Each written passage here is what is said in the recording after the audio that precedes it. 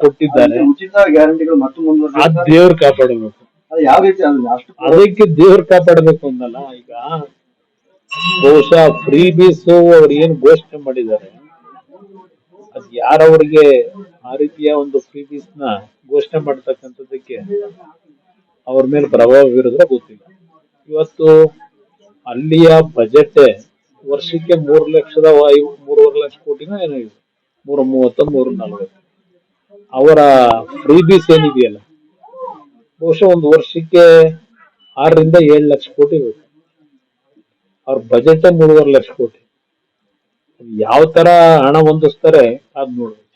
ಪಂಚರಾಜ್ಯ ಚುನಾವಣಾ ಒಂದು ಫಲಿತಾಂಶವನ್ನ ವಿಶ್ಲೇಷಣೆ ಮಾಡೋದಾದ್ರೆ ಈಗಿನ ಒಂದು ಫಲಿತಾಂಶಗಳು ಏನ್ ಬಂದಿದೆ ಪಂಚರಾಜ್ಯದ್ದು, ಈ ಫಲಿತಾಂಶ ಬಹಳ ಜನ ನಿರೀಕ್ಷೆ ಮಾಡಿದ್ರು.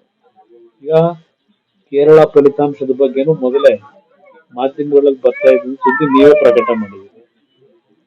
ವೆಸ್ಟ್ ಬೆಂಗಾಲ್ನಲ್ಲೂ ಅಷ್ಟೇ ಈ ಬಾರಿ ಬಿಜೆಪಿ ಬರುತ್ತೆ ಅಂತಕ್ಕಂಥದ್ದು ಮೊದಲೇ ಹಲವಾರು ರೀತಿಯ ರಾಜಕೀಯ ವಿಶ್ಲೇಷಣೆ ಮಾಡಿದವರು, ದೆನ್ ನಮ್ಮ ಕೆಲವು ಫಲಿತಾಂಶದ ಬಗ್ಗೆ ಏನೊಂದು ಇದು ಕೊಡ್ತಾರಲ್ಲ, ಪೋಲಿಂಗ್ ಅನಾಲಿಸಿಸ್ ಪೋಲ್, ಅವರೆಲ್ಲ ಬಿಜೆಪಿ ಬರುತ್ತೆ ಅಂತಕ್ಕಂಥದ್ದು ಮೊದಲೇ ಕೊಟ್ಟಿದ್ರು.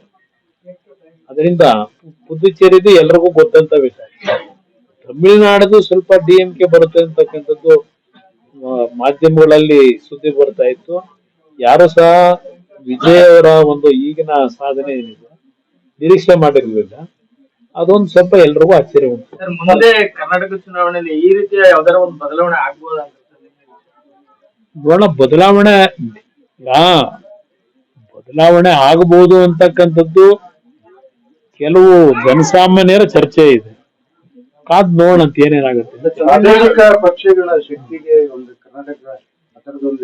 ಕರ್ನಾಟಕದಲ್ಲಿ ಆ ಮಟ್ಟಕ್ಕೆ ಪ್ರಾದೇಶಿಕ ಪಕ್ಷಗಳು ಅಂತ ಹೇಳಿ ಸ್ವತಂತ್ರವಾಗಿ ಬರ್ತಕ್ಕಂತ ಒಂದು ವಾತಾವರಣ ಇದೆ. ಇಲ್ಲಿಯ ರಾಜಕಾರಣಕ್ಕೂ ತಮಿಳುನಾಡಿರ್ಬೋದು, ಬೇರೆ ರಾಜ್ಯದ ರಾಜಕಾರಣಕ್ಕೂ ಬಹಳ ವ್ಯತ್ಯಾಸ.